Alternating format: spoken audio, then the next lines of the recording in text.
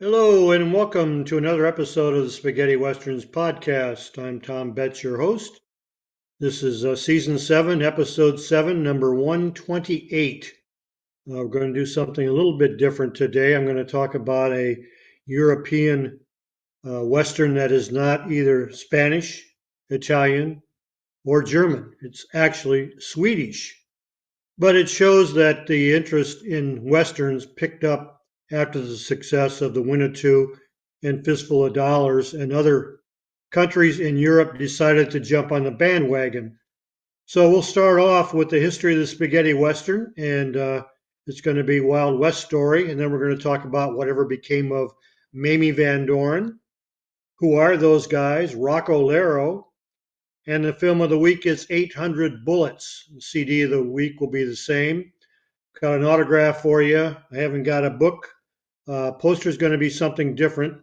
And then we'll wrap things up with the weekly news. So let's get started with the history of the spaghetti Western and Wild West story.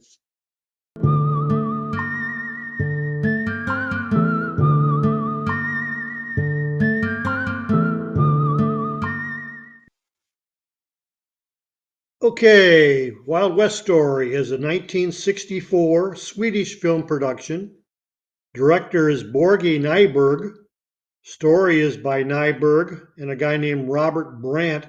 His real name is Helmer Brandt. Volodya Semetov. His real name is Vladimir. Screenplay is by the same group. Cinematography is by Hilding Blad. His real name is Carl Blad. It's in Eastman Color and Agascope. Music is by George Rydell and Marie Wyman Nyberg. And there's a song in the film called Riding Along Alone, sung by Carly Tornhav. It runs 97 minutes. The main actors are Sheriff Lucky Anderson, played by Garl Gustav Lindstedt. Dolly is played by Lena Gronhagen. Enrico or Joe Gonzalez is played by Gerald Moore. Judge is Ingvar Jelson. Old Joe is John Norman. And Stinky is played by Harry Harris. The story goes, the Revolver Kid Anderson leaves the town of Small Land Hills in the west and moves back to Sweden to run a circus. But when there's trouble for his old friend Old Joe, played by John Norman, he sends his son Lucky Anderson, played by Carl Gustav Lindstedt, back to help him. Lucky arrives in town riding a donkey, and he's also a member of Save the Gunshot Fearing Children. But of course, he's a real sharpshooter when needed.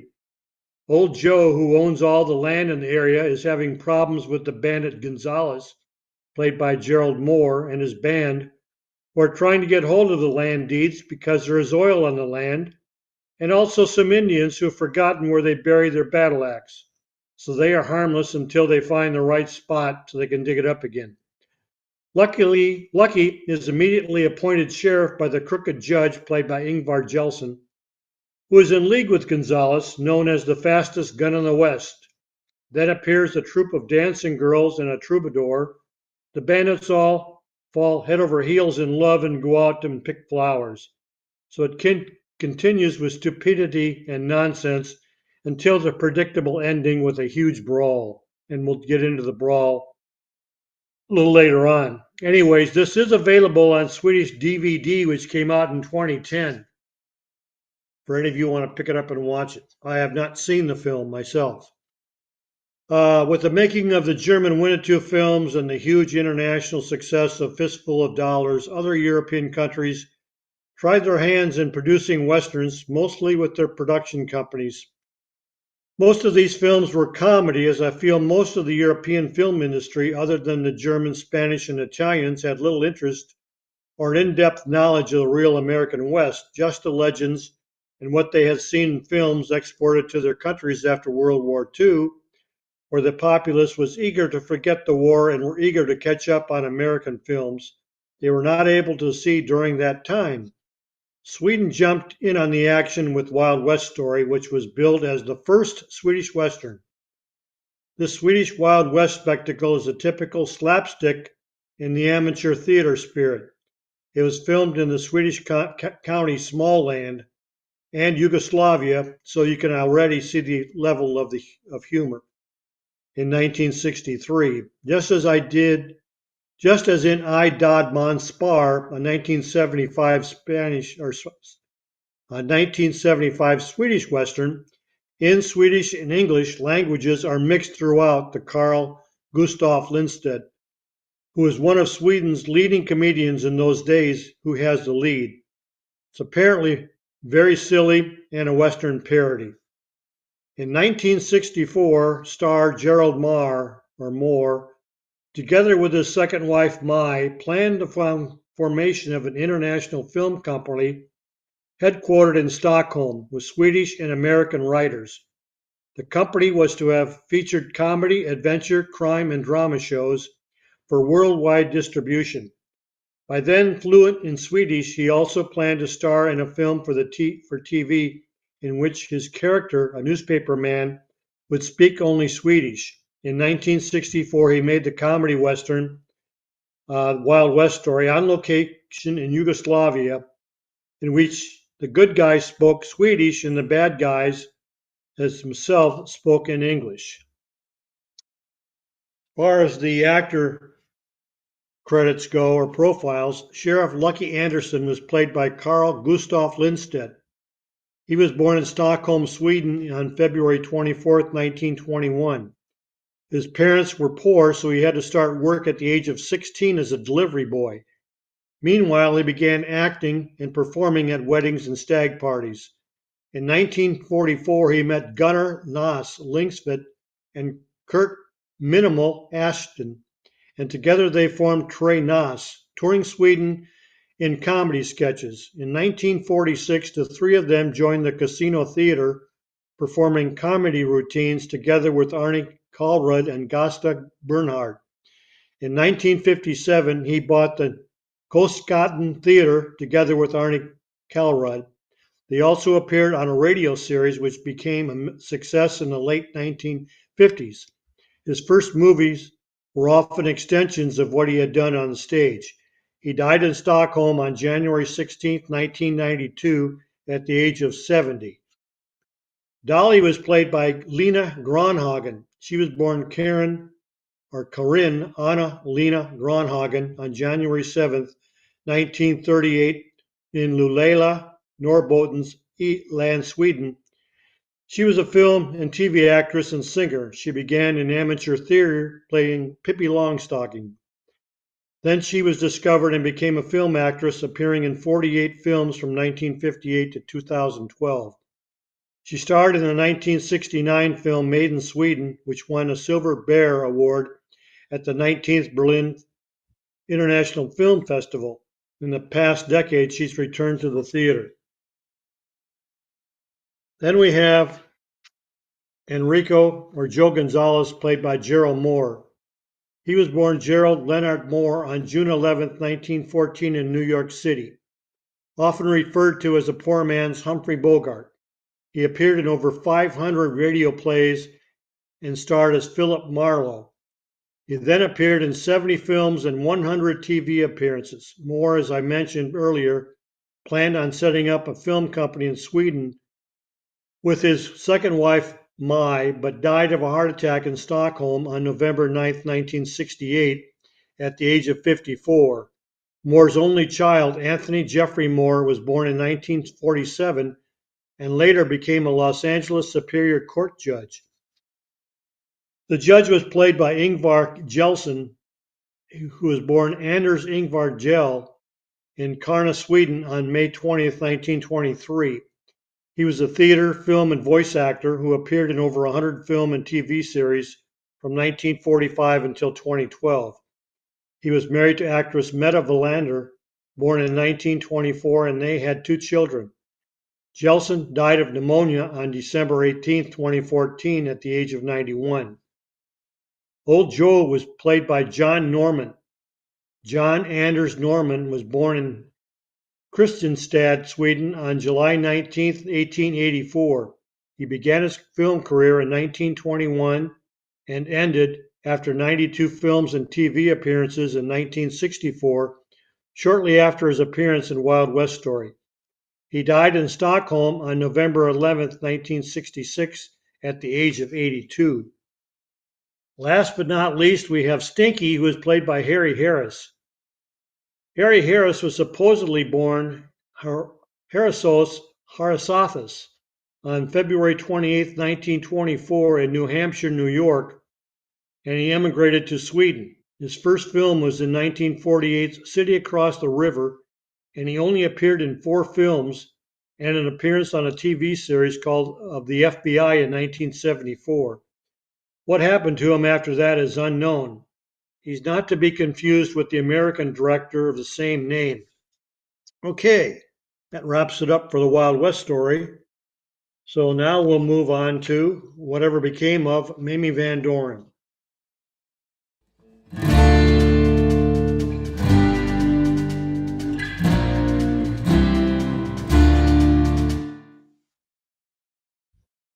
Okay, how many of you know that Mamie Van Doren starred in 2 European westerns?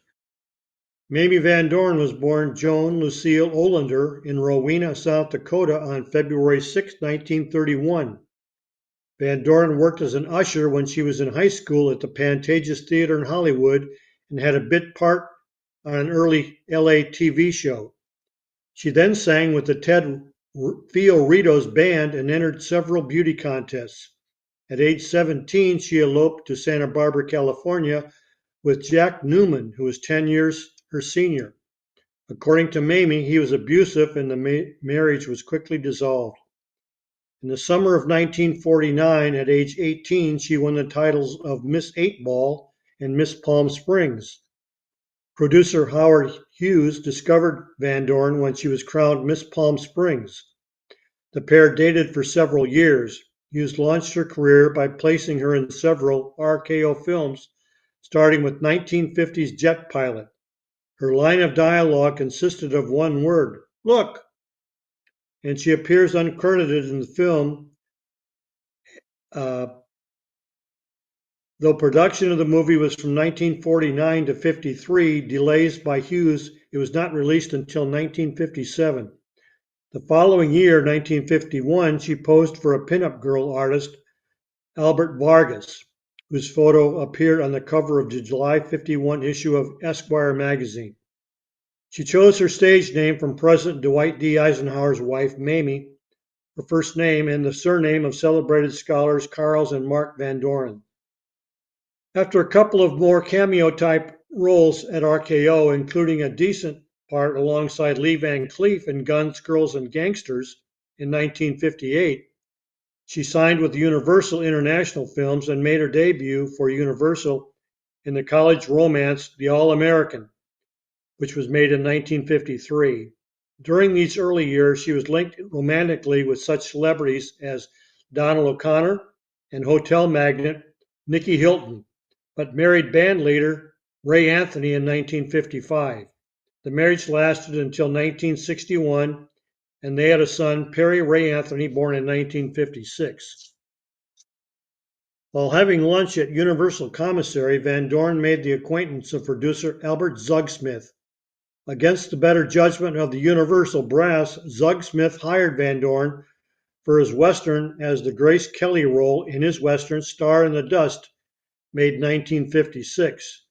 The studio's answer to High Noon. The film also features an early cameo appearance by Clint Eastwood.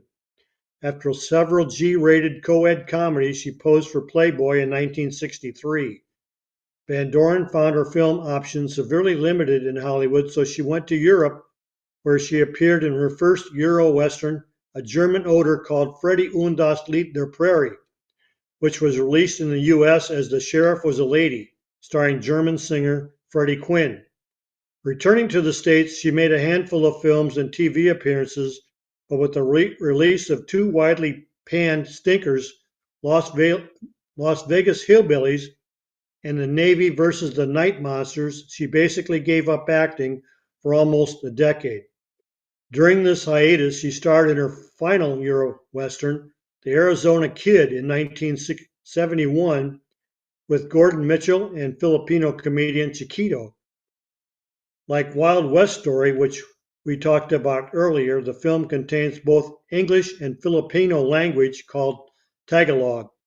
From that point on, she started as a successful nightclub act, wrote her memoirs in 1987 called Playing the Field, Sex, Stardom, Love, and Life in Hollywood.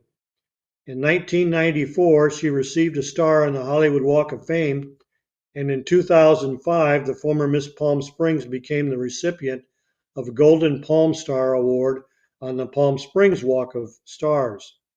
Her last appearance was in 2012 in something called the American Tetralogy as Mazu, the Goddess of the Seas.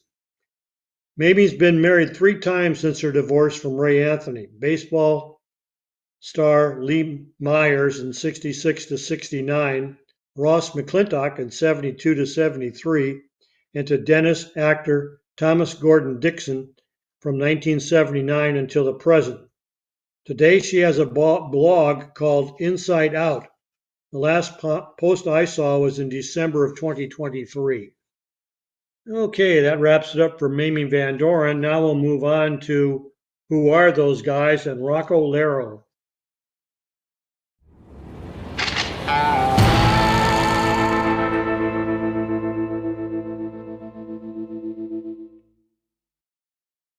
Okay, Rocco Lerro was unfamiliar to me also until a few years ago when I saw him mentioned in a posting on Facebook by Enzo Castellari. Rocco Lerro was born in Rome on December 27, 1939. A man of small stature but huge on courage and athletic ability, Rocco was considered one of the greatest Italian stuntmen. He was also a stunt coordinator and a master of arms. He worked with the director Enzo G. Castellari in some of his best movies, including being Franco Nero's double in Cipolla Colt. He also doubled Tomas Milian and Fabio Testi. Rocco also worked on 6 Bud Spencer and Terence Hill films. Lerro appeared in over 115 films and TV series, starting with doing stunts in Cleopatra in '63, starring Elizabeth Taylor.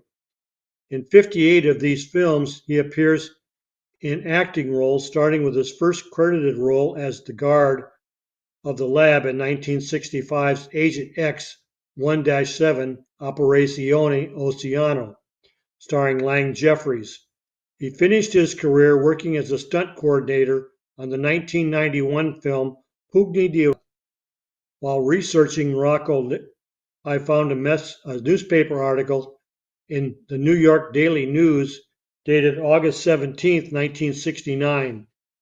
A German sex comedy filmed Köpfchen in das Wasser, Schwanzen in die Höhe, Head in the Water, Tail in the Air, was being shot in a small Bavarian town called Au, and the producer and leading man, Helmut Formbacher, persuaded some local villagers to stage a fake pub brawl for free drinks.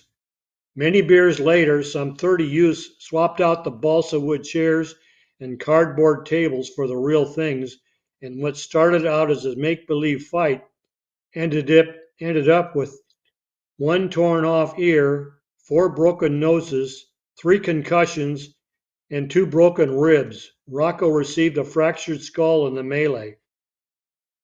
Rocco also worked as an assistant director on 4 films, including Keoma in 1976. If it was a major Italian Western, Rocco is most likely called upon to act and to be in stunt work, from barroom brawls to falls from rooftops and balconies to riding and shooting scenes.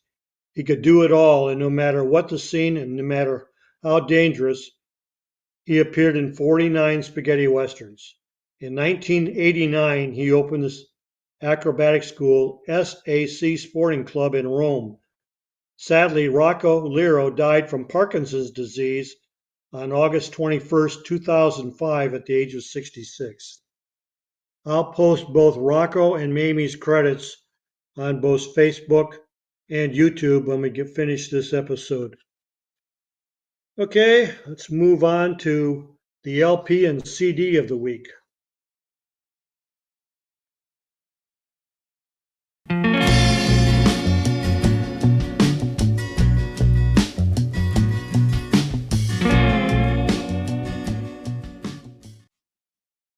Okay, we'll do this and then we'll move on to the film of the week, which is the same thing. But the CD of the week is 800 Balas or 800 Bullets. It was released on LP in 2002. The composer is Roque Banos. It was released on the BRO label, number 50466177792.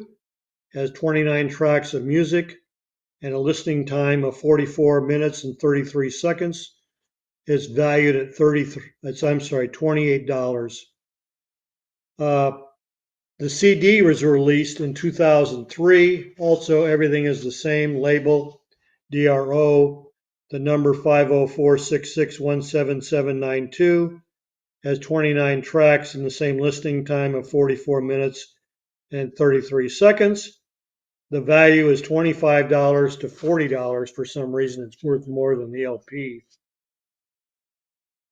The composer, Roque Banos Lopez, was born on May 1st, 1968 in Jumilla, Murcia, Spain. He attended the Royal Conservatory of Music in Madrid. His music combines jazz, classical, and Latin influences. He scored 60 films and won 3 Goya Awards. That's the Spanish-Mexican Academy Awards. Out of 15 nominations since 2001, and has been nominated for 11 Film Writers Circle Awards and has won 4 times since 1999. Today he resides in Los Angeles and Madrid. Okay, so that wraps it up for the CD of the week, and we'll now move on to Film of the Week, which is 800 Balas or 800 Bullets.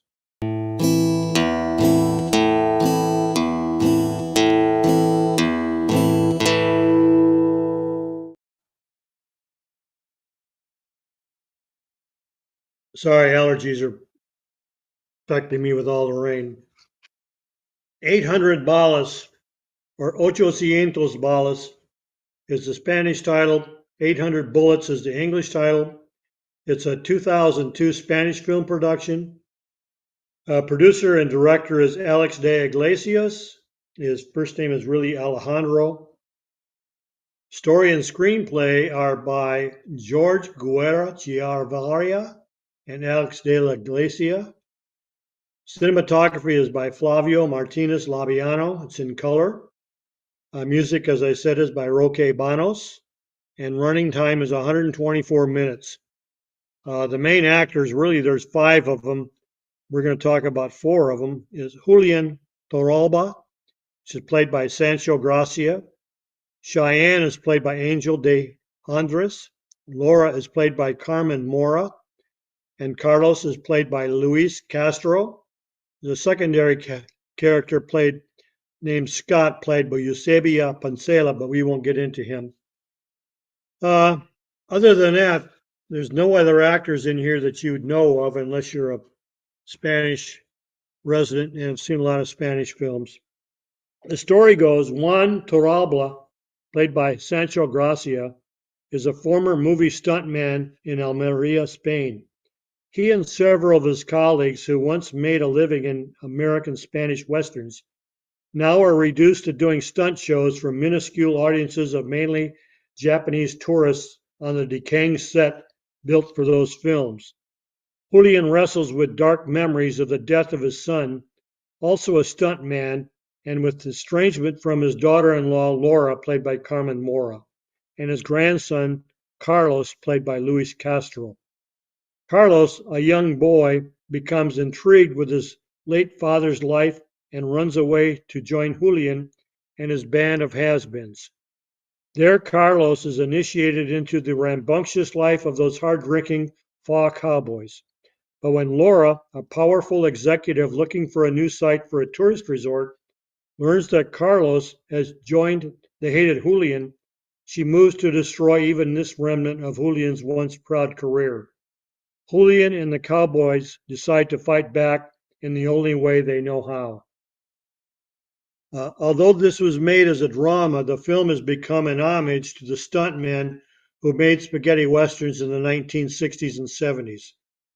When the old stuntmen are let out of jail after a night of merriment, They parade down the street on their horses back to Texas Hollywood, and gradually the citizens recognize who they are and begin to line the streets as a parade goes by and applaud them as heroes of their country's cinema past golden age.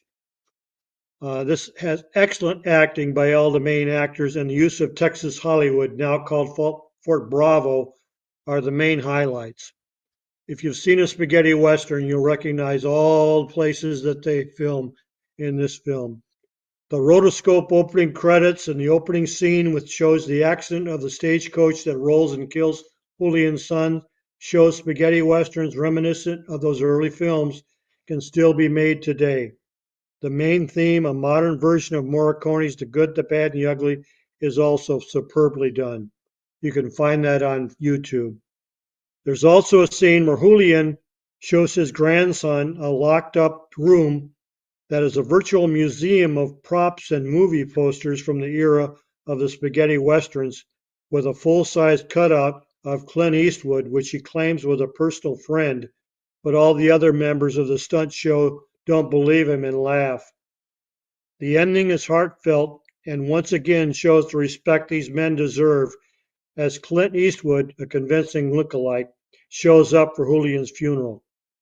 I saw this film at the Egyptian Theater in Hollywood a few months before I went to Spain the first time in 2003 and was really impressed. I highly recommend it. When I went to Spain in 2003, one of the places we went to was Rancho Leone, and that's the site of the big house in Once Upon a Time in the West. At that time, it was just the house, nothing else built around it. On the tables in the bar, they had several books, basically binders of shots of movies filmed on location and the actors. One of them was a lobby card of Bo Derek in a Western outfit. And I said to myself, well, where in the hell did this come from? I thought maybe it was a shot from uh, Queen of Swords because she was in that, but that was not the title that they used. So I went home puzzling for at least a year, going through everything until I finally saw 800 Balas again. And when Carlos goes to the film site where Julian has taken residence, which is Texas Hollywood, he has a picture of his dad and a picture of Bo Derek, and he gives it to the taxi driver who he's rented to take him there. And the taxi driver, Garrett, goes, "Oh, Bo Derek, Bo Derek." And when I saw the lobby card, I'm going, "Oh, that's the one I saw in Texas Hollywood." So it's a fake lobby card. Anyways, that's my story about 800 Balas. As far as actor profiles go, Julian Torralba was played by Sancho Gracia. Felix Angel Sancho Gracia was born in Madrid on September 27, 1936. He was a director, theater, film, and TV actor who appeared in over 135 films and TV series. He appeared in 14 spaghetti westerns. He is probably best known and remembered for his role as Curro Jimenez in the 1976 to 79 Spanish TV series of the same name. Gracia is the father of director, assistant director, cameraman, actor Rodrigo Sancho, actor Rodolfo Sancho, and writer-actor Felix Sancho. Sancho Gracia died of lung cancer in Madrid on August 8, 2012, at the age of 75. Cheyenne was played by Angel de Andres. Angel de Andres Lopez was born on October 23, 1951, in Madrid, Spain. He appeared in more than 60 films and television shows between 1977 and 2015. He died on May 4th, 2016, in Miraflores de la Sierra, Madrid, Spain. This is his only spaghetti western. Laura was played by Carmen Mora. Carmen Garcia Mora was born in Madrid on September 15th, 1945. She's appeared in over 160 films and TV appearances, winning Best Actress for her role in Women on the Verge of a Nervous Breakdown in 1988. This is her only spaghetti western appearance. Last but not least, we have Carlos, played by Luis Castro. He was born in Spain in 1991. He was a child actor who appeared in 6 films and had appeared as Guillermo Vilches for 8 years in the Spanish TV series Hospital Central from 2004 to 2012. Okay, we'll move on to Autograph of the Week.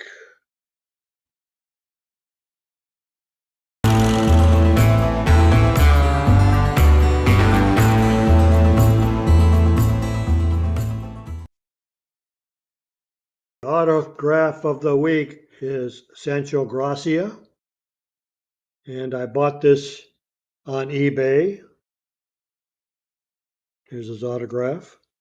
And it was given to a guy in 1992. So that's Sancho Gracia, star of 800 Ballots. Okay, I don't have the book of the week. I don't have a poster, but I've got something I want to show you. And it's an ad mat. Ad mat. This was sent to me by my friend John Paul Blair in Japan. And the first time I saw this was on Facebook. And I thought it was, oh, it's a release on video in 4K. And it turns out it was not. This is a 4K version of the Dollars trilogy, and it's been released in selected Japanese theaters. So cross your fingers, it may be released in American, British, and European theaters in the near future, maybe this summer. Anyways, I want to thank John Paul for sending me that and correcting me on my mysterious thought of being released on video. Okay, we'll move on now to the weekly news.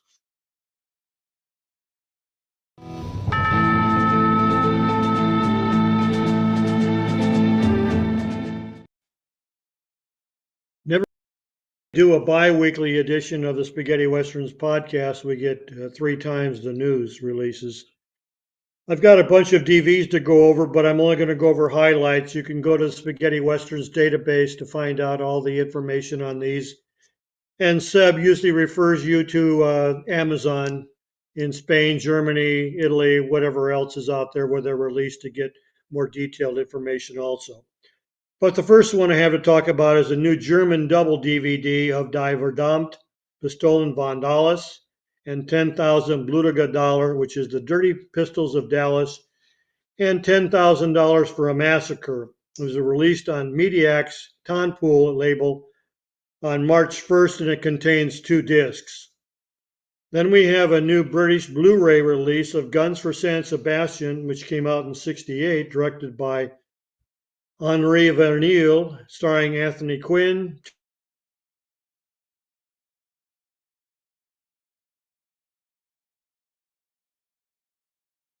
label with English and English subtitles and a running time of 119 minutes. Extras include a vintage featurette and a theatrical trailer.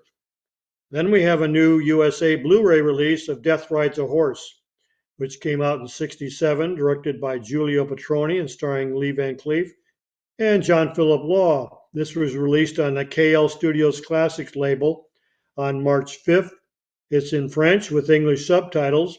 It has a running time of 114 minutes. Extras include an audio commentary by filmmaker Alex Cox and a theatrical trailer. Another USA Blu-ray release is Blueberry, which came out in 2004, directed by John Coulin and starring Vincent Cassel, Michael Madsen, Juliette Lewis, and Ernest Borgnine. It was released on March 5th on the Samuel Goldwyn Films label. It's in English with a running time of 124 minutes. Still another USA Blu-ray release is A Fistful of Dynamite. This came out in '71, directed by Sergio Leone, starred Rod Steiger, James Coburn. It was released on the Kino Lorber Studios Classics on March 5th. On March 19th in Canada, it has a running time of 157 minutes. It's in English with English subtitles. Then we have a new Italian 4K Blu-ray release of Botte di Natale, which is Troublemakers, came out in '94, directed by Terence Hill. Starred Terence Hill and Bud Spencer. It was released on March 8th on the Quadrifoglia Serendipity label. It was also released on Blu-ray separately. It's in Spanish, French, Russian and Portuguese 2.0, and in Italian and English, DD 5.1 with Italian, English, French, German, Portuguese, and Spanish subtitles. Extras include the Italian trailer, English trailer, and a special Bud Spencer La Musica, and a special Bud Spencer La Successo e do Lavoro di Squadra featurettes. Then there was a new Italian CD release of Sierra Un Volta di Il West, which is Once Upon a Time in the West, which came out in '68, as we know, by composer Ennio Morricone. This was released on the Beat label CDX 1033 and contains 27 tracks and a listing time of 1 hour, 5 minutes, and 1 second. This was released on March 10th, 2024. Then we have, four boot hills. We have Italian director and screenwriter Roberto Leoni, Leoni,